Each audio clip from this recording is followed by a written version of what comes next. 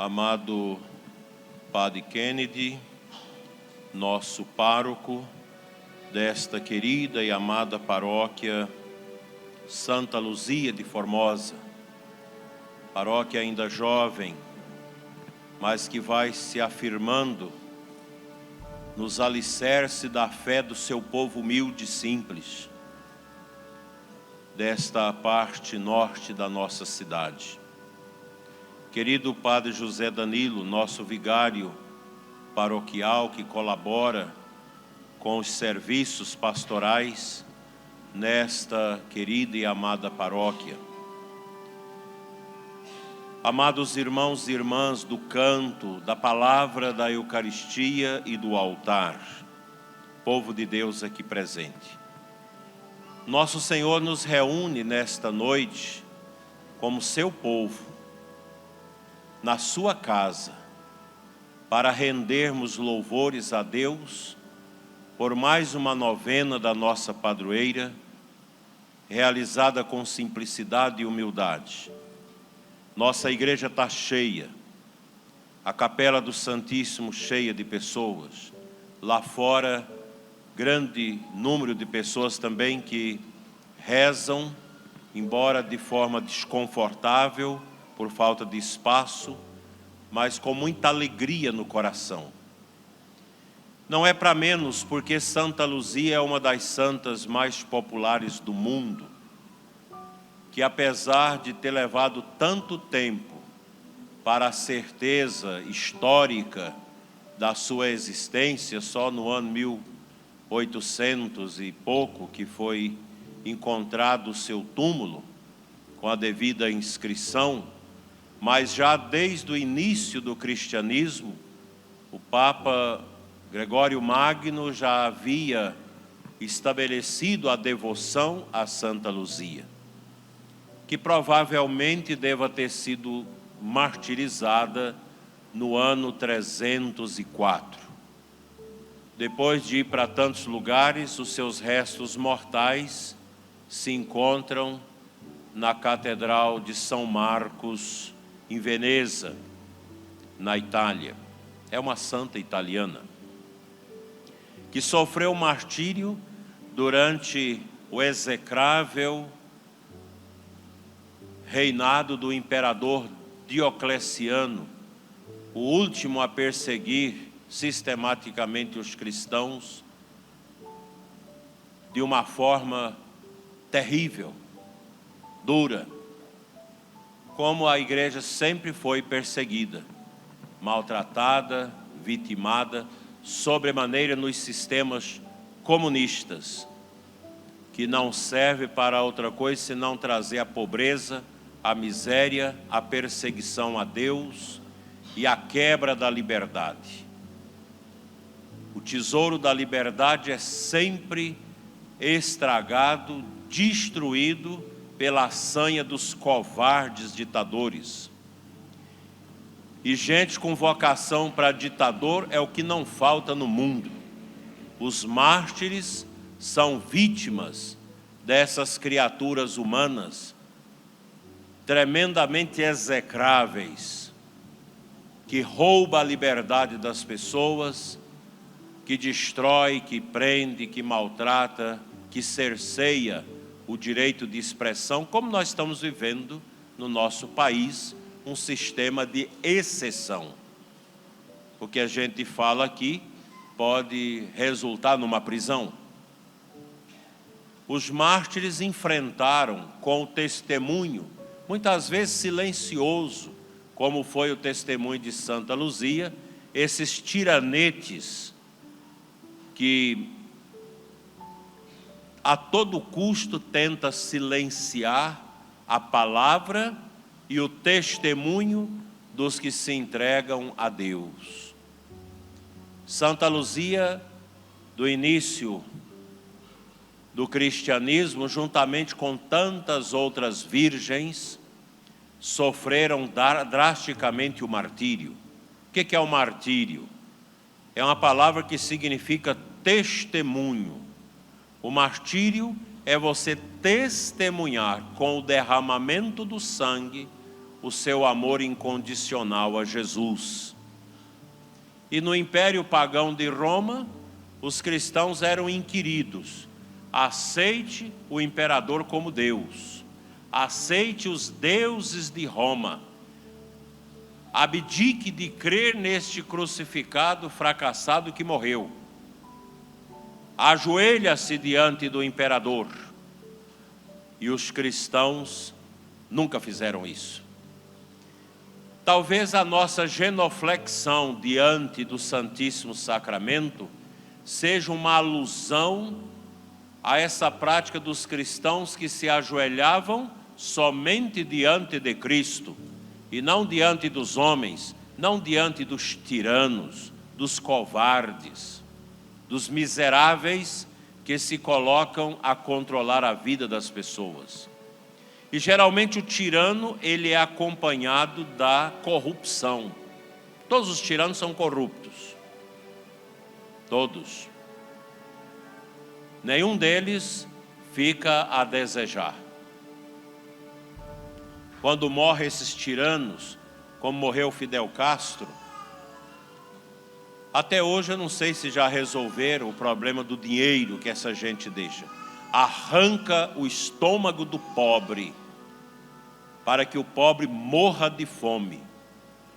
Mas eles fazem uma guarnição de somas vultuosas, porque é próprio do tirano.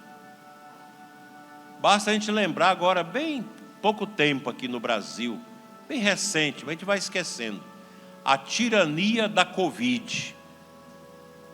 Essa peste que tem gente agora doido para começar a mandar, para poder estabelecer passaporte sanitário, para estabelecer o uso obrigatório de máscara, para voltar a essa tirania que nós vivemos no tempo desta peste, que nós vamos guardar com muita tristeza no coração. Prefeitos, governadores, gente do judiciário, que obrigaram o povo a andar do jeito que eles quisem, que eles desejaram. Prendendo comerciantes, prendendo pessoas em praças públicas, fechando as nossas igrejas. Isso é a tirania. E o pior, o povo aceitando isso, a igreja aceitando isso. Quem tem fé em Jesus sabe que absolutamente, somente Cristo é o Senhor. Os mártires lembram para nós esta verdade. Somente Jesus é o Senhor. Qual deve ser a atitude de um bispo? Começando por bispo na igreja. O bispo deve ser um homem de coragem, sendo capaz de derramar o seu sangue por amor a Jesus. Se vem uma perseguição à igreja, e ela vai vir, quem deve oferecer-se primeiro para adorar a Cristo e não aos tiranetes, e entregar o seu sangue, primeiro é o bispo, depois os padres e o povo de Deus, os religiosos. Nós não podemos adorar os homens miseráveis desse mundo, os corruptos, os tiranos, que encabrestam o povo, esses que babam dizendo a palavra democracia, mas estão com o coração cheio de ódio, de sangue, para dominar as pessoas. O cristão não submete a nenhuma tirania, por isso as guerras mataram muitos cristãos, porque o cristão diz: entre Deus e o tirano, eu adoro Deus derramando o meu sangue. Quantos mártires a Igreja Católica tem, sobretudo no início da sua história? Mártires que nem foram batizados, que estavam na catequese para receber o batismo, e veio a perseguição, e derramaram o seu sangue, mas não negaram o nosso Senhor Jesus Cristo. E a igreja entende que o martírio é um batismo de sangue. Quem morre por Jesus, mesmo sem batizar-se, derramando o seu sangue, tem a salvação eterna e o nome na glória dos mártires, dos santos, dos que estão aglomerados aos anjos, louvando eternamente o amor sem fim. Meus irmãos, o mártir é uma pessoa sábia. Nós ouvimos esta leitura de hoje sobre a sabedoria. O mártir é sábio, porque ele sabe discernir a verdade da mentira. Ontem eu citava na missa lá do nosso condomínio, o exemplo daquela obra de arte, que agora me falha o nome, do pintor, que é uma grande bacia, de onde sai uma mulher nua, bonita, esplendorosa, mas nua, com os olhos esbugalhados e agoniada para sair a correr daquela bacia. A obra de arte é o seguinte: diz que um dia a mentira e a verdade foram tomar banho juntas. Enquanto estava ali tomando banho, a verdade e a mentira, despojadas de suas roupas, a mentira esperou que a verdade desse um mergulho e ela pulou fora da bacia, pegou a roupa da verdade e saiu pelo mundo.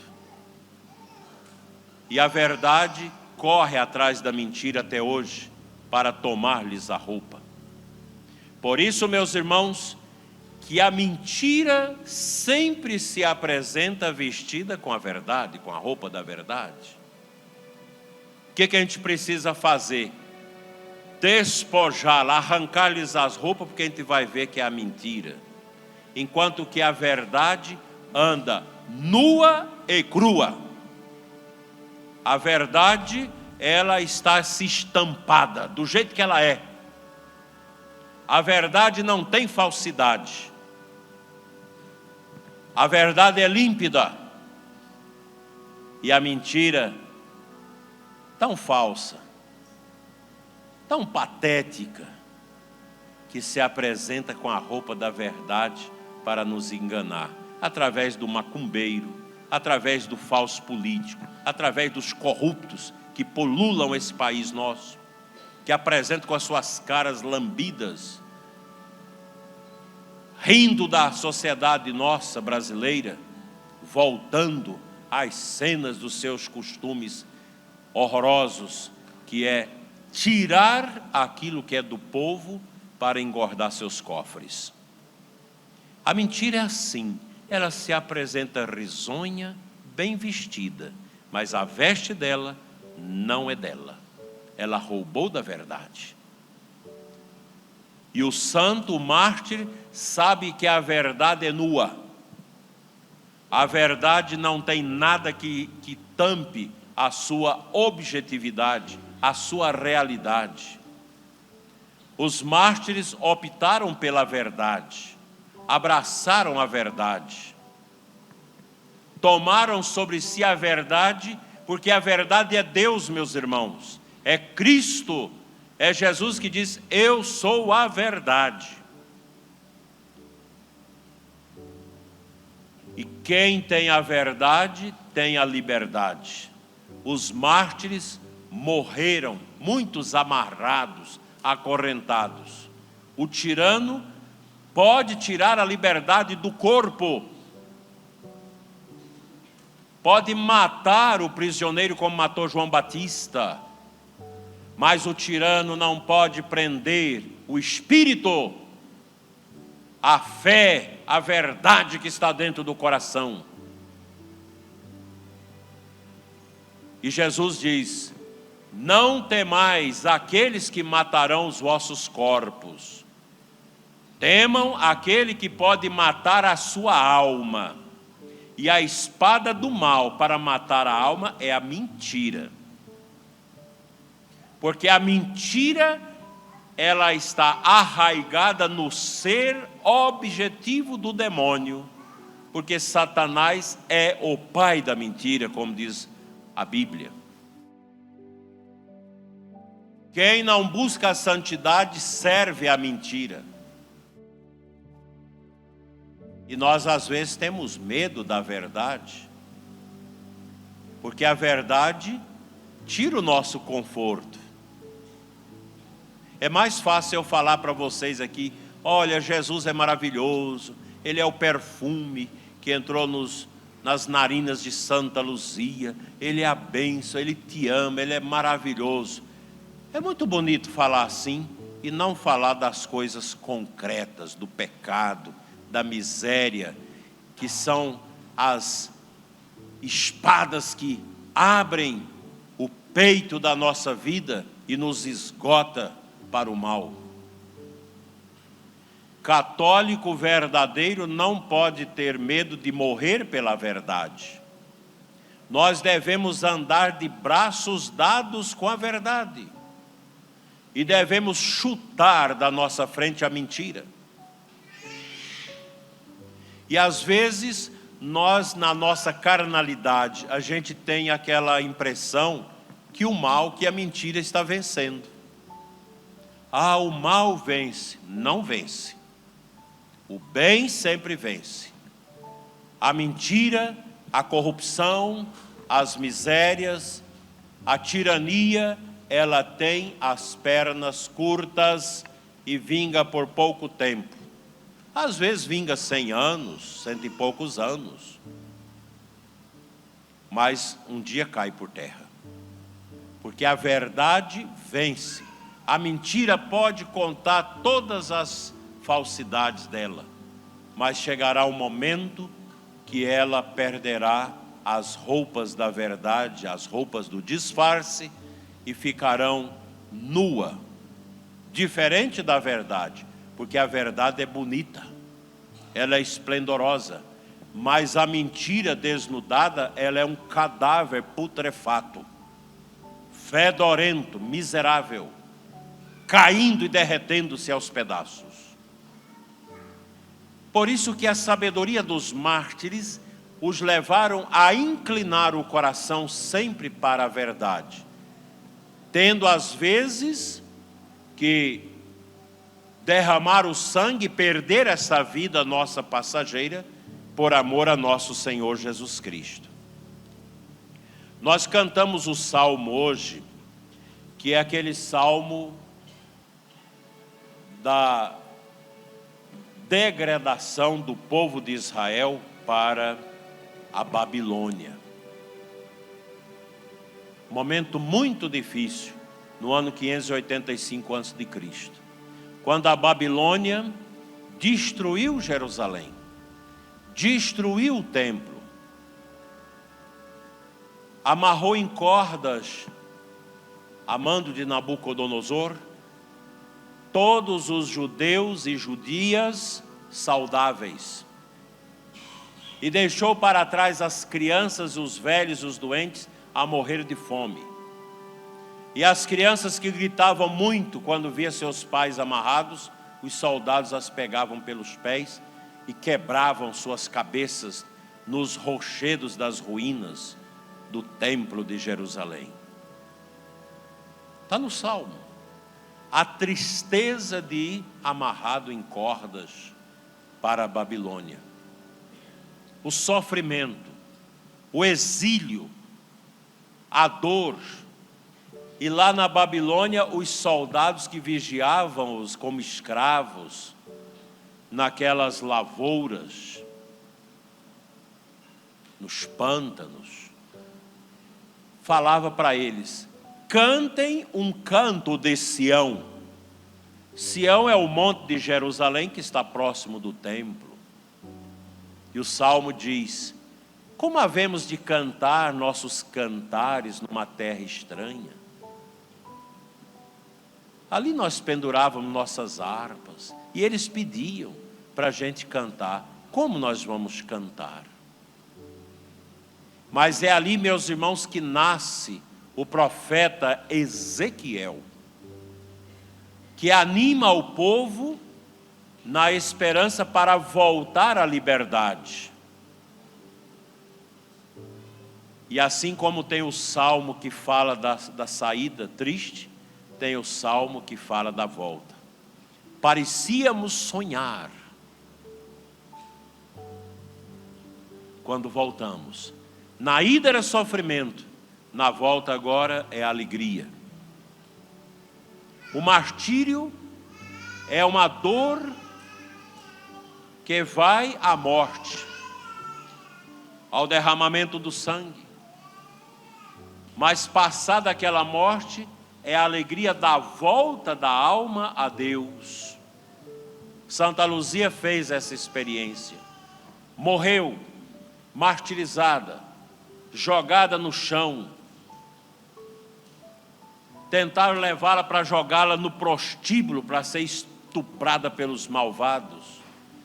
Mas Deus lhe segurou com tanto peso que os soldados não deram conta.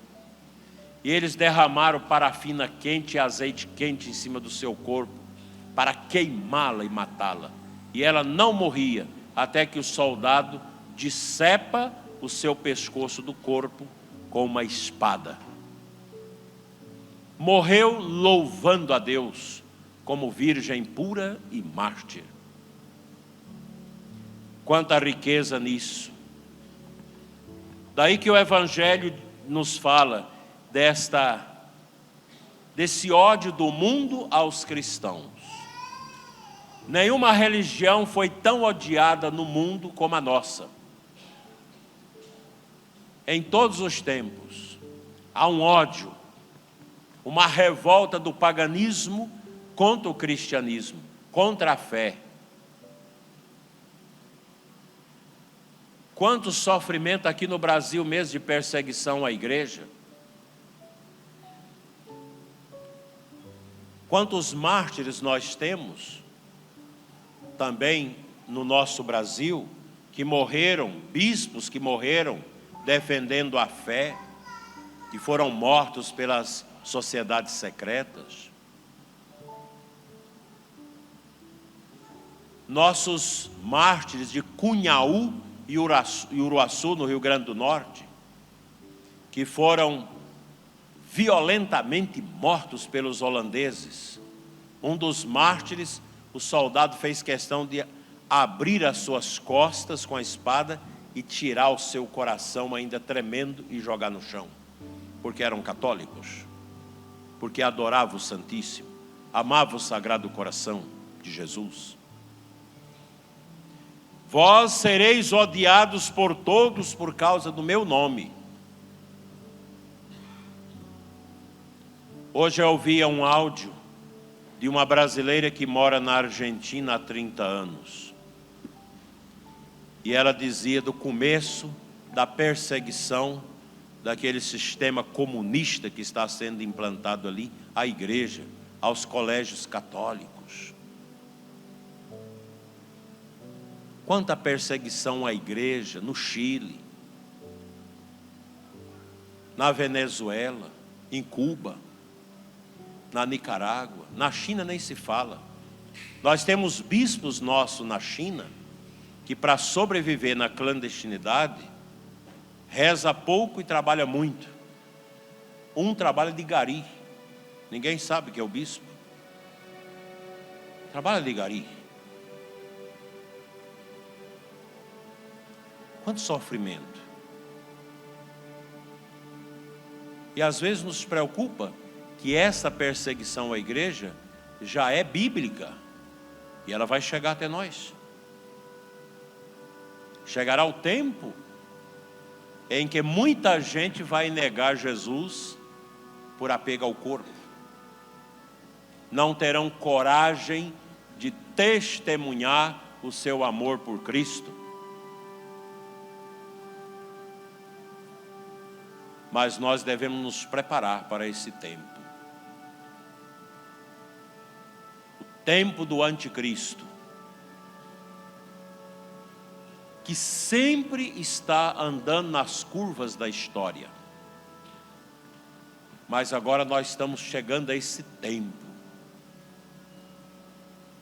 Tempo da ação do anticristo e da apostasia.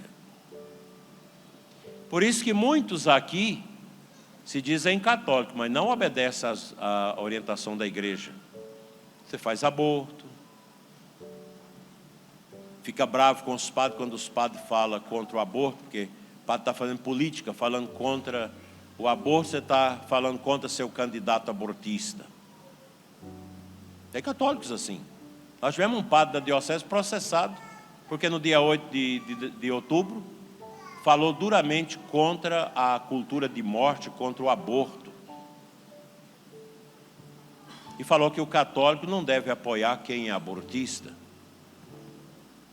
E a pessoa denunciou o padre. O padre me ligou, fez: meu filho, vai lá com o peito aberto, diante desse promotor, desse juiz.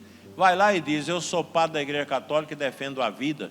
E os senhores que estão me inquirindo aqui, vocês estão aqui porque as suas mães não os abortaram. É por isso que eu estou aqui. Vai lá e diga isso. Não precisa levar advogado, não. O advogado seu é o Espírito Santo, meu filho. E o padre foi, chegou lá, o juiz foi pedir desculpa a ele. Apenas cumpriu a liturgia, por assim dizer, da justiça. Mas isso é o começo. É o começo. E vocês nem percebem que essa perseguição à fé está na escola dos seus filhos. As crianças que já aprendem coisas erradas na escola. Está lá. Essa perseguição já está na mídia podre, nessa grande mídia. Vocês lembram daquele programa Malhação? Durou muito tempo aquilo. Diz que agora acabou. Quando começou, eu e o padre da cidade onde nós trabalhávamos, nós assistimos várias sessões, quando estava começando, para a gente entender aquilo, para poder pregar para os nossos jovens e adolescentes, nos nossos acampamentos, para eles não serem contaminados.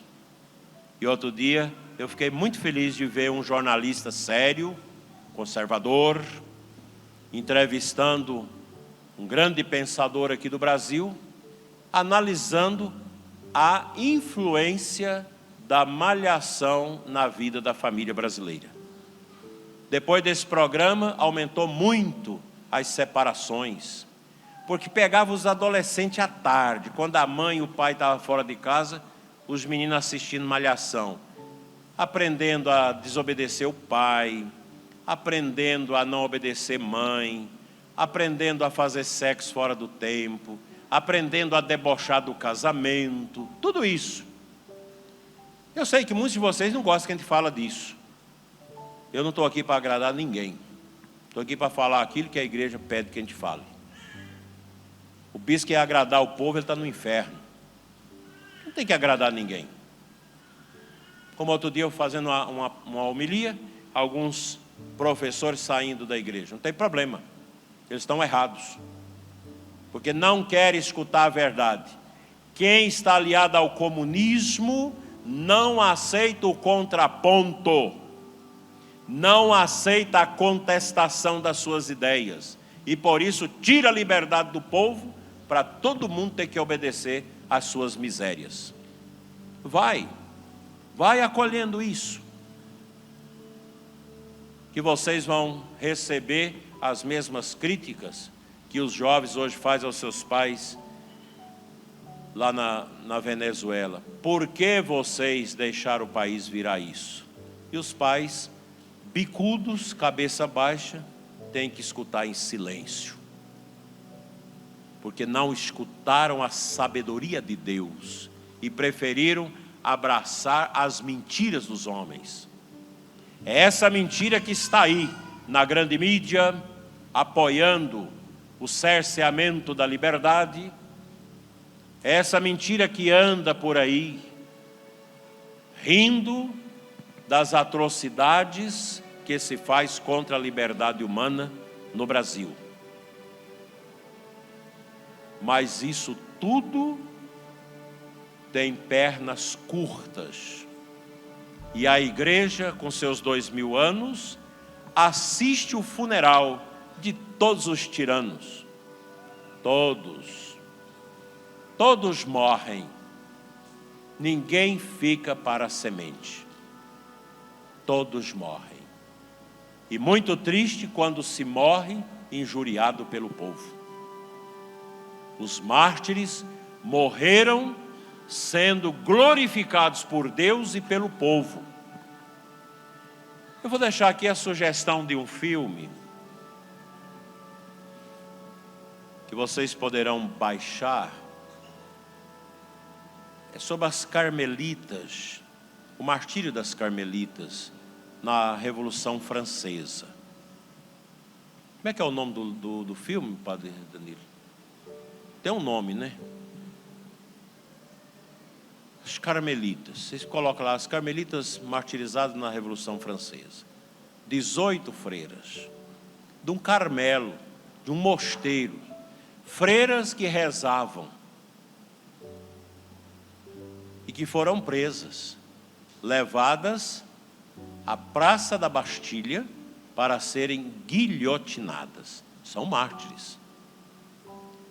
Quem as citou assim de maneira muito forte foi o Papa João Paulo I, que apareceu 4 vezes no balcão da Basílica.